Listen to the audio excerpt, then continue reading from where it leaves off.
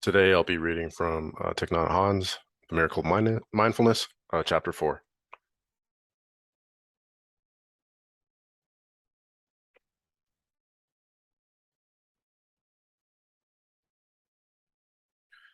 Chapter 4, The Pebble. Why should you meditate? First of all, because each of us needs to realize total rest.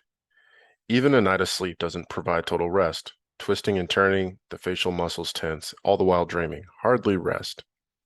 Nor is lying down rest when you still feel restless and twist and turn. Lying on your back with your arms and legs straight but not stiff, your head unsupported by a pillow. This is a good position to practice breathing and to relax all the muscles.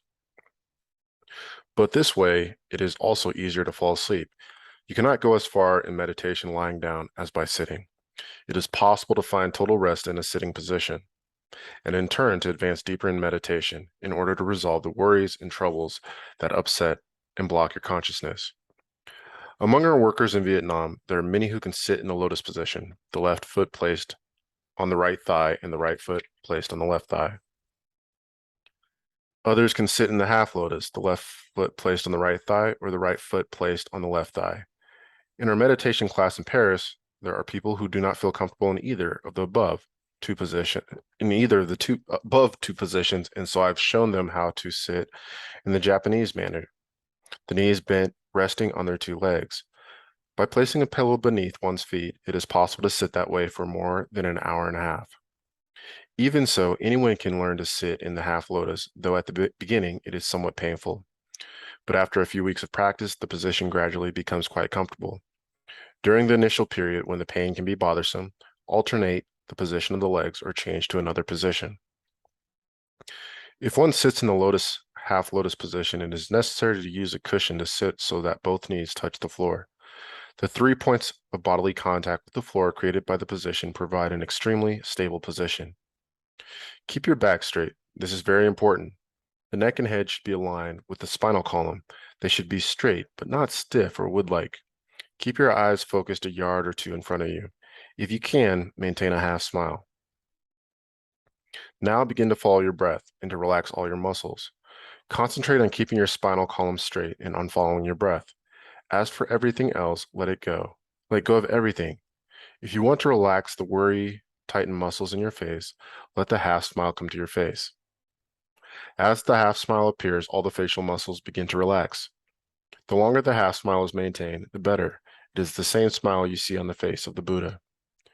Place your left hand palm side up in your right palm. Let all the muscles in your hands, fingers, arms, and legs relax. Let go of everything. Be like the water plants which flow, excuse me, with the current while beneath the surface of the water, the riverbed remains motionless. Hold on to nothing but your breath in the half smile. For beginners, it is better to sit no longer than 20 or 30 minutes. During that time, you can readily obtain total rest. The technique for obtaining the rest lies in two things: watching and letting go. Watching your breath and letting go of everything else. Release every muscle in your body. After about 15 minutes or so, it is possible to reach a deep, quiet, filled with inner peace and joy. Maintain this quiet and peace. Some people look on meditation as a toil and want the time to pass quickly in order to rest afterwards. Such people do not know how to sit yet. If you sit correctly, it is possible to find total relaxation and peace right in the position of sitting. Often it helps to meditate on the image of a pebble thrown into the river. How is one helped by the image of a pebble? Sit down in whatever position suits you best, the half lotus or lotus, back straight, the half smile on your face. Breathe slowly and deeply, following each breath, becoming one with the breath. Then let go of everything. Imagine yourself as a pebble which has been thrown into a river. The pebble sinks through the water effortlessly. Detached from everything, it falls by the shortest distance possible, finally reaching the bottom, the point of perfect rest. You are like a pebble which has let itself fall into the river, letting go of everything. At the center of your being is your breath. You don't need to know the length of time it takes before reaching the point of complete rest on the bed of fine sand beneath the water. When you feel yourself resting like a pebble which has reached the riverbed, that is the point when you begin to find your own rest. You are no longer pushed or pulled by anything. If you cannot find joy and peace in these very moments of sitting, then the future itself will only flow by as a river flows by. You will not be able to hold it back. You will be incapable of living the future when it has become the present. Joy and peace are joy and peace possible in this very hour of sitting. If you cannot find it here, you won't find it anywhere. Don't chase after your thoughts as a shadow follows its object. Don't run after your thoughts. Find joy and peace in this very moment. This is your own time. The spot where you sit is your own spot. It is on this very spot and in this very moment that you can become enlightened. You don't have to sit beneath a special tree in a distant land. Practice like this for a few months, and you will begin to know a profound and renewing delight. The ease of sitting depends on whether you practice mindfulness a little or a lot each day, and it depends on whether or not you sit regularly, whenever possible, join with friends or relatives, and organize an hour of sitting each night, say from 10 to 11. I don't stay up that late. Whoever wishes could come to sit for an hour or half, or even come to sit a half hour or even an entire hour. Mindfulness of the mind. Someone might well ask, is relaxation then the only goal of meditation? In fact, the goal of meditation goes much deeper than that. While relaxation is the necessary point of departure, once one has realized relaxation, it is possible to realize a tranquil heart and clear mind. To realize a tranquil heart and clear mind is to have gone far along the path of meditation. Of course, to take hold of our minds and calm our thoughts, we must also practice mindfulness of our feelings and perceptions. To take hold of your mind, you must practice mindfulness of the mind. You must know how to observe and recognize the presence of every feeling and thought which arises in you. The Zen master Tong Choi wrote, if the practitioner knows his own mind clearly, he will obtain results with little effort. But if he does not know anything about his own mind, all of his efforts will be wasted. If you want to know your own mind, there's only one way, to observe and recognize everything about it. This must be done at all times during your day-to-day life, no less than during the hour of meditation. During meditation, various feelings and thoughts may arise. If you don't practice mindfulness of the breath, these thoughts will soon lure you away from mindfulness. But the breath isn't simply a means by which to chase away such thoughts and feelings. Breath remains the vehicle to unite body and mind and to open the gates to wisdom. When a feeling or thought arises, your intention should not be to chase it away, even if by continuing to concentrate on the breath, the feeling or thought passes naturally from the mind.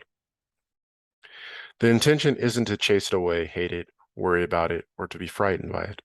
So what exactly should you be doing concerning such thoughts and feelings? Simply acknowledge their presence. For example, when a feeling of sadness arises, immediately recognize it. A feeling of sadness has just arisen in me. If the feeling of sadness continues, continue to recognize. A feeling of sadness is still in me. If there is a thought like, it's late, but the neighbors are surely making a lot of noise, recognize that the thought has arisen. If the thought continues to exist, continue to recognize it. If a different feeling or thought arises, recognize it in the same manner. The essential thing is not to let any feeling or thought arise without recognizing it in mindfulness. Like a palace guard who is aware of every face that passes through the front corridor. If there are no feelings or thoughts present, then recognize that there are no feelings or thoughts present. Practicing like this is to become mindful of your feelings and thoughts. You will soon arrive at taking hold of your mind. One can join the method of mindfulness of the breath with the mindfulness of feelings and thoughts. The guard or the monkey's shadow.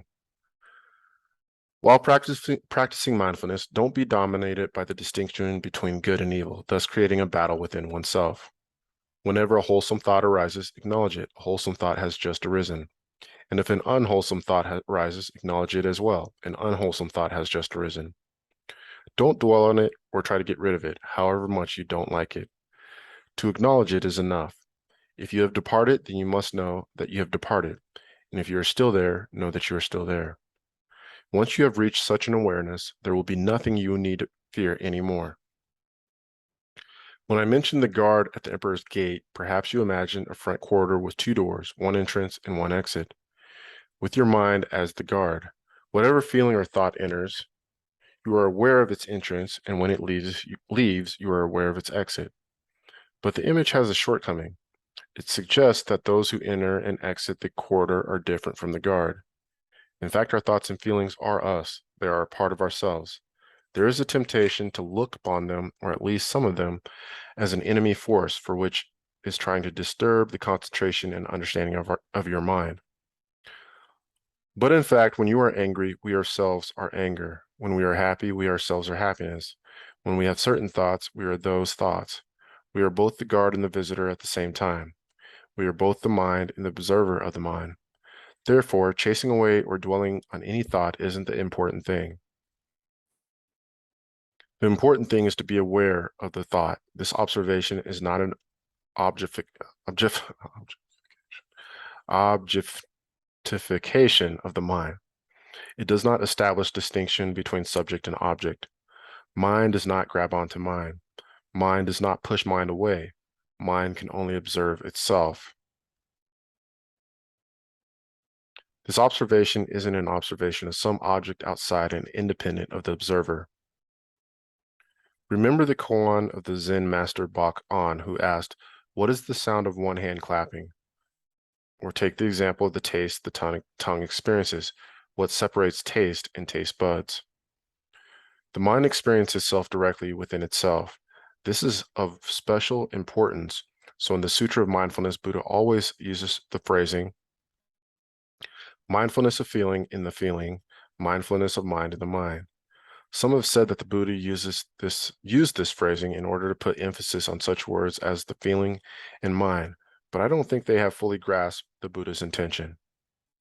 Mindfulness of feeling and feeling is mindfulness of feeling directly while experiencing feeling, and certainly not contemplation of some image of feeling which one creates to give feeling some objective, separate existence of its own outside of oneself. Descriptive words make it sound like a riddle or a paradox or a tongue twister. Mindfulness of feeling in feeling is the mind experiencing mindfulness of the mind in the mind. The objectivity of an outside observer to examine something is the method of science, but it is not the method of meditation. Thus, the image of the guard and the visitor fails to illustrate adequately the mindfulness observation of the mind. The mind is like a monkey swinging from branch to branch through a forest, says the sutra. In order not to lose sight of the monkey by some sudden movement, we must watch the monkey constantly and even to be one with it. Mind contemplating mind is like an object and its shadow. The object cannot shake the shadow off. The two are one. Wherever the mind goes, it still lies in the harness of the mind. The sutra sometimes uses the expression, bind the monkey, to refer to taking hold of the mind. But the monkey image is only a means of expression. Once the mind is directly and continually aware of itself, it is no longer like a monkey. There are not two minds, one which swings from branch to branch and another which follows after to bind it with a piece of rope. The person who practices meditation usually hopes to see into his or her own nature in order to obtain awakening. But if you are just beginning, don't wait to see into your own nature.